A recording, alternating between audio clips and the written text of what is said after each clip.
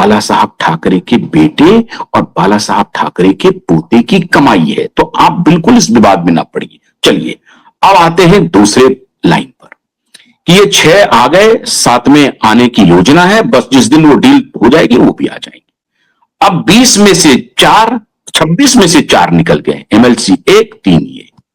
और ये आंकड़ा जैसा मैंने आपको कहा बहुत जिम्मेदारी के साथ कि वाइब नेटवर्क फिर आज आपको कह रहा है कि 16 का जिस दिन ये आंकड़ा हो जाएगा, ये फौरन से पेशतर बिना वक्त गवाए आ जाएंगे। बात ये बन रही है एमएलए की आवश्यकता नहीं है, सांसद की तो थी, लेकिन एमएलए साहब आने के लिए लालायित हैं। अब ये वीडियो मैं दिखाना चाह रहा हूं, ये देखिए ये वीडियो है, आप सबने देखा होगा, सोशल मीडिया पर भयंकर वायरल है। अब इस वीडियो को मैं दिखा क्यों रहा हूं? इस वीडियो को मैं इसलिए दिखा रहा हूं कि इससे आपको रेफरेंस पता चल जाएगा खेल क्या चल रहा है।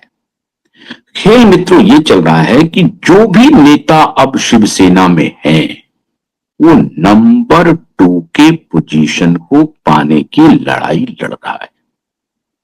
और उसमें संजय राउत कह रहे हैं कि नंबर 2 पर मैं हूं, ऊपर उद्धव ठाकरे हैं, नंबर 2 पर मैं हूं। बल्कि ये भी संदेश दे रहे हैं इसी वीडियो के माध्यम से कि नंबर 1 ही आप मुझे समझने लगे। आज तक शिवसेना के इतिहास में ऐसा कभी नहीं हुआ, जब बाला साहब ठाकरे चल रहे हो उसके आगे ऐसा कोई नेता चले जो हाथ मिला रहे हो सबसे। उद्धव ठाकरे के भी दौर में नहीं हुआ, लेकिन उद्धव ठाकरे के आगे आगे चल रहे हैं कौन? संजय राउत। और उनका जो बॉडी लैंग्वेज है वो ये है कि असली नेता तो मैं हूं, ये तो खत्म हो गए। They lost their all credibility, so shake hand with me, I am the leader. He is throwing this kind of weight. और वो ये कह रहे हैं कि now I am the leader, don't trust Rashmi Thackeray, Aditya Thackeray and Uddhav Thackeray, now I am leading from the front. आपने देखा होगा कि ये राज्यसभा के सांसद हैं, लोकसभा के सांसद टूट के गए थे। लोकसभा के सांसद ने प्रेस कॉन्फ्रेंस नहीं किया, अनिल देसाई थे उसमें, अरविंद सावंत थे उसमें और संजय राउत थे। प्रेस कॉन्फ्रेंस कौन कर रहा था? संजय राउत। कोई सीनियर हो गया अनिल देसाई से, ऐसी कोई बात नहीं है, लेकिन अनिल देसाई, अरविंद सावंत हाशिए पर हैं और राज्यसभा के सांसद प्रेस कॉन्फ्रेंस को कर रहे हैं। प्रेस में जाने के लिए 2 लोगों का, एक अंधारे हैं, लेडी हैं, और एक संजय राउत है, इन्हीं दोनों को जाने का अधिकार। कोई जो जाते हैं उसको यूं ही मीडिया वाले बुला लेते हैं, उसका कोई मतलब नहीं है। अधिकृत रूप से प्रेस को ब्रीफ करने का जो अधिकार है वो एक लेडी है अंधारे और दूसरे हैं संजय राउत जी। इसके बीच में लड़ाई चल रही है। अंदर की खबर मित्रों ये है, आपने सुनी भी होगी सोशल मीडिया पे, लेकिन मैं इसकी पुष्टि कर रहा था, बिना पुष्टि के मैं बोल नहीं सकता। तो पुष्टि मतलब कि मुझे फोन नहीं किया, सूत्रों के हवाले से, इसे आप तत्काल अपुष्ट मानिए, लेकिन जब मैं कह रहा हूं तो कुछ ना कुछ तो सत्य मान लीजिए। मैंने कहा था कि पार्टी टूटेगी तो टूट गई, और 4 मई को मैंने कहा था ये बात, और उसके बाद कॉन्स्टेंटली मैं कह रहा हूं।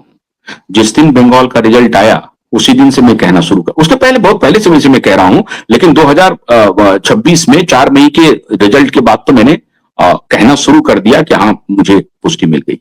अभी एक खबर आ रही है मित्रों कि उद्धव ठाकरे की पत्नी कमान संभालना चाहती है शिवसेना की, क्योंकि बेटा कभी भी जेल जा सकता है।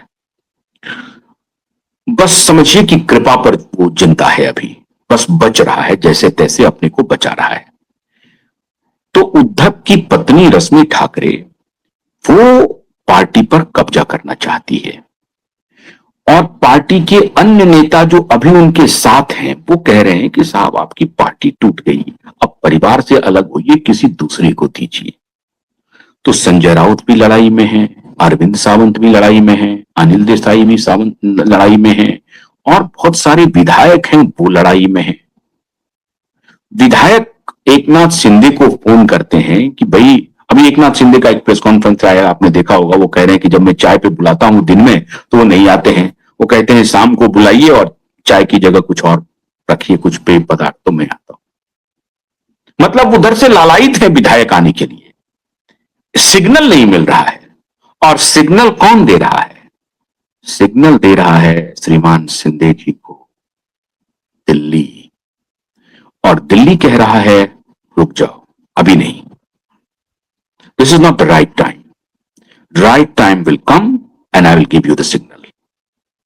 Once signal will be delivered, the whole mass exodus from Shiv Sena UBT, mass exodus you will see, and time is coming. mass exodus का जब मैं बात कर रहा हूं तो क्या कह रहा हूं? सिर्फ विधायक नहीं, नगर सेवक, पार्षद। विधायक से पहले तो ऐसा लग रहा है कि नगर पार्षद टूट जाएंगे। नगर पार्षद को लेने के लिए तैयार हो गई है, भारतीय जनता पार्टी भी तैयार है और एकनाथ शिंदे भी तैयार है। अब दोनों अपने अपने विचार के हिसाब से करेगी। लेकिन एक बात ध्यान रखिए, बीजेपी कहीं इस सीन में आना नहीं चाहती। बीजेपी लगातार कह रही है कि मैं किसी को नहीं तोड़ रहा हूं, मेरी कोई मंशा नहीं है कि मैं किसी की पार्टी को तोड़ूं। यह उनका अंदरूनी लड़ाई है। एकनाथ शिंदे और उद्धव ठाकरे के बीच की लड़ाई है, दोनों के बीच के अविश्वास की लड़ाई है। एकनाथ शिंदे जी को उद्धव ठाकरे के ऊपर कोई भरोसा नहीं है, और जो उद्धव ठाकरे के साथ नेता हैं वो एकनाथ शिंदे को बहुत ज्यादा भरोसा करते हैं। तो ये भरोसे की लड़ाई हो गई है।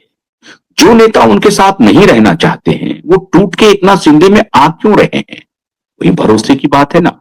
इसका मतलब है कि उद्धव ठाकरे के ऊपर, रश्मि ठाकरे के ऊपर और आदित्य ठाकरे के ऊपर, उनके साथ रहने वाले एमएलए, एमएलसी और जो 2-3 सांसद बच गए हैं उनको भरोसा नहीं है। जो सांसद आ गए वो तो टूट के आ गए, जिनको वो कंफर्म हो गया कि उनको भरोसा नहीं है।